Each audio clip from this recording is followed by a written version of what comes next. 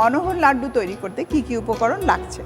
মনোহর লাড্ডু উপকরণ: গাজর কুচি 1 কাপ, কোরানো নারকেল 1 কাপ, বাদাম 1 টেবিল চামচ, ঘি 1 টেবিল চামচ, খেজুর গুড় 2 টেবিল চামচ, খেজুর 3টি, গোলাপ জল 2 টেবিল চামচ, এলাচ গুঁড়ো 1 চা চামচ, গুঁড়ো দুধ 4 টেবিল চামচ। দর্শক দেখে নিলেন মনোহর লাড্ডু তৈরির উপকরণ। চলুন তাহলে চলে যাই আপু কিভাবে লাড্ডুটি তৈরি করে সেটি দেখতে। তুমি প্রচুর বেনিফিটস বলতে পারবে, আমাদের দর্শকদের টিপস দিতে পারবে এর মধ্যে আমি যা যা ব্যবহার আমার করেছি। কাছে কেন জানি তোমার নামটা শোনার পর থেকে মনে হচ্ছে আপু অনেক কালারফুল কিছু একটা হবে। আসলেই কালারফুল, এবং গুড় দিয়ে করব, চিনি না। হ্যাঁ, আচ্ছা, কারণ গুড়ের বেনিফিটস আর চিনির বেনিফিটসের মধ্যে অনেক পার্থক্য আছে। প্রথমেই ঘি দিয়ে দেব, 1 টেবিল চামচ পরিমাণ ঘি যাচ্ছে। তার সাথে যাবে গ্রেট করা গাজর, 1 কাপ পরিমাণ গাজর, এবং নারিকেলও যাচ্ছে 1 কাপ পরিমাণ কুড়োনো। অরেঞ্জ অ্যান্ড হোয়াইটের একটা অরেঞ্জ কম্বিনেশন, অ্যান্ড হোয়াইটের একটা কম্বিনেশন আছে। আমি এখন যেটা করব, নেড়ে নিচ্ছি। আর মিষ্টির ক্ষেত্রে আমি এখানে গুড় ব্যবহার করেছি, খেজুরের গুড়। আচ্ছা, এটা কিন্তু খুবই ভালো আপু, কারণ দেখো এখন কিন্তু চিনিগুলোকে ম্যাক্সিমাম সময় কেন সব সময় আমি বলবো রিফাইন্ড করা হচ্ছে। এর কারণে কিন্তু চিনির কিছু যেই এসেনশিয়াল নিউট্রিশন এগুলো কিন্তু ঘাটতি পড়ে যাচ্ছে। বাট গুড়টাকে কিন্তু আমরা এখনো রিফাইন্ড প্রসেসে যাচ্ছি না, আমরা র ম্যাটেরিয়ালস দিয়ে বানিয়ে এটা খাচ্ছে মানুষ। সেটাই।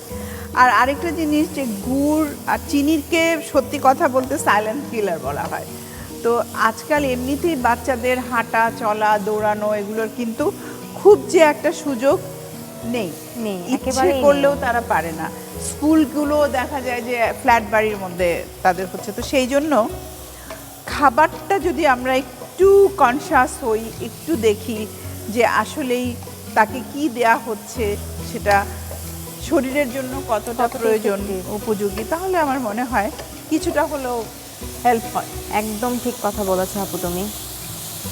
এবারে খুব মজার একটা জিনিস দিচ্ছি, বাদাম এবং খেজুর। অসাধারণ। খেজুর তো অত্যন্ত ভালো। খুবই, আমাদের যদি আমরা ধর্ম মতে বলি তাহলেও খেজুরটা খুবই ভালো যায়, এবং আমাদের ধর্মের সাথে কিন্তু আমাদের বিজ্ঞান সায়েন্স পুরোটাই রিলেটেড। বাচ্চাদের ক্ষেত্রে যেটা হয় আপু, সকালে ওরা একটা নর্মাল খাবার খেয়ে স্কুলে যাচ্ছে, 10টা 11টা বা 9টার দিকে কিন্তু বাচ্চারা বড়রা সবাই কিন্তু একটা টায়ার্ড হয়ে পড়ে, তখন কিন্তু ব্রেনটা কিছুক্ষণের জন্য থেমে যায়। তো চটজলদি যদি খেজুর ব্যবহার করা হয়েছে এরকম কোনো খাবার খাওয়া যায়, ইনস্ট্যান্ট কিন্তু আমি দেখা যায় যে 5 মিনিটের মধ্যে আমি আমার এনার্জিটা ফিরে পাচ্ছি। ঠিক। এবার আমি দিচ্ছি একটু গোলাপ জল। আমার কিন্তু প্রায় হয়েই গেছে, ময়েশ্চারটা জাস্ট টেনে নেওয়া হলো মূল বিষয়। আর ফ্লেভারের জন্য দিচ্ছি একটু এলাচ গুঁড়ো, জাস্ট পিঞ্চ, 1 চিমটি এলাচ গুঁড়ো দিয়ে দিলাম। চুলাটা আমি বন্ধই করে দিচ্ছি, তাহলে আমার একটা প্লেট লাগবে।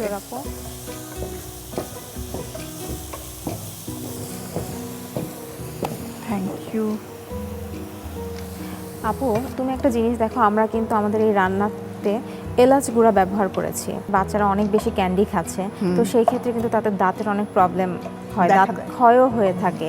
তো সেই ক্ষেত্রে এলাচ গুঁড়াটা কিন্তু যদি কোনোভাবে টেকনিক করে বাচ্চাকে খাওয়ানো যায় তাহলে কিন্তু অনেকটা এটা রোধ করা সম্ভব। আর আমার মনে হয় এই লাড্ডুর মাধ্যমে যেই যদি এলাচ গুঁড়াটা খাওয়ানো যায় তো খুবই তাদের জন্য খুবই ভালো। আসলে আমরা মানে বাচ্চাদের জন্য ওই যে বলে না যে একটু কৌশল করে খাওয়াতে হয় তাদেরকে। এবার দিয়ে দিচ্ছি একটু গুঁড়ো দুধ, এখানে আধা কাপ পরিমাণ আছে। জাস্ট একটা বাইন্ডারের কাজ করবে আর দেখতেও ভালো লাগবে। আমি এখন ঢেলে নিচ্ছি। আর বাচ্চারা তো সবসময় চায় আপু ডিফারেন্ট টেস্ট। হ্যাঁ, লুক অ্যান্ড ফিল টেস্ট। ঠিক বলেছ আপু। একটু ঠান্ডা মানে সহনীয় গরম থাকতেই বানাতে হবে, তা না হলে দেখা যাবে ছেড়ে দেবে। মানে দুধ দেওয়ার কারণে একটু স্টিকি হয়ে গেছে। এবং চাইলে আমরা যদি কোনো থাকে না মোল্ডেও দেওয়া যায়, অনেক ধরনের ছাঁচ পাওয়া যায়, আমরা চাইলে ছাঁচেও দিতে পারি। একটু ঘি হাতে নিয়ে নিলাম, দেন লাড্ডুটা তৈরি। এই লাড্ডুটা কিন্তু অনেক বেশি নিউট্রিশিয়াস। কেন আপু জানো? এইখানে বাচ্চারা কিন্তু নর্মালি যদি বলি যে তুমি একটা গাজর খাও, কখনোই খাবে না। হ্যাঁ, কিন্তু এইভাবে যদি বাচ্চাকে গাজর খাওয়ানো যায় তো বাচ্চার যেই বিটা ক্যারোটিন কিন্তু দরকার হয়, ভিটামিন এ, যেটা বাচ্চাদের কিন্তু দৃষ্টিশক্তি ভালো রাখছে দর্শক। তো গাজরের মাধ্যমে কিন্তু তারা বিটা ক্যারোটিন বা ভিটামিন এটা পেতে পারে। ব্যাস হয়ে গেল। আসলে প্রেজেন্টেশনের তো একটা ব্যাপার থেকেই যায় যে কিসে আমরা সার্ভ করছি, আর টিফিনে যখন দেব তখন তো টিফিন বক্সেই দিয়ে দেওয়া হবে, তো অন্য কিছুর আর দরকার হয় না। বিভিন্ন সাইজের করা যায়, শেপ সাইজ চাইলে আমরা আমাদের পছন্দ মতো করতে পারি। এটা যার যার উপর ডিপেন্ড করবে কে কেমন শেপ তো করবে। বুঝতেই পারছো কেন এর নাম মনোহর। কারণ এখানে বিভিন্ন ধরনের কালার ব্যবহার করা হয়েছে এবং আমাদের আশেপাশে মানে আমাদের কাছাকাছি কিছু উপকরণ যেগুলো সবসময় আমরা অ্যাভেলেবল পাই সেগুলোই ব্যবহার করা হয়েছে এবং অবশ্যই অনেক পুষ্টিকর এবং সুস্বাদু তো অবশ্যই। হ্যাঁ, তা তো অবশ্যই। প্রিয় দর্শক, একটা জিনিস, লাড্ডু এটা তো আমি বাচ্চাদের টিফিনের জন্য করেছি, তবে লাড্ডুর সাথে একটা প্রবাদ বাক্য আমাদের আছে, লাড্ডু খেলে পস্তাতে হয়। তো পস্তাতে যখন হবে খেয়েই পস্তানো উচিত। আমি এটা তাসনিমকে দিচ্ছি, তাসনিম খেয়ে তারপরে পস্তাবে। থ্যাংক ইউ আপু, খুবই সুন্দর হয়েছে। বিশেষ করে এই তো একটা অরেঞ্জ একটা কালার, একটু হোয়াইট কালার, মাঝখানে উকি দিচ্ছে একটু গ্রিন কালার, পেস্তা বাদাম, যেটা সেটাই। আমাদের কিন্তু এনার্জি লেভেলটাকে ঠিক রাখছে, আমাদের প্রোটিনের চাহিদাটাকে পূরণ করছে। কি বলো? খুবই ভালো। দর্শক দেখে নিলেন কিভাবে খুব সহজেই মনোহর লাড্ডু তৈরি করা যায়। প্রস্তুত প্রণালীটি দেখে নিন আরেকবার। প্রথমে ফ্রাই প্যানে ঘি দিন।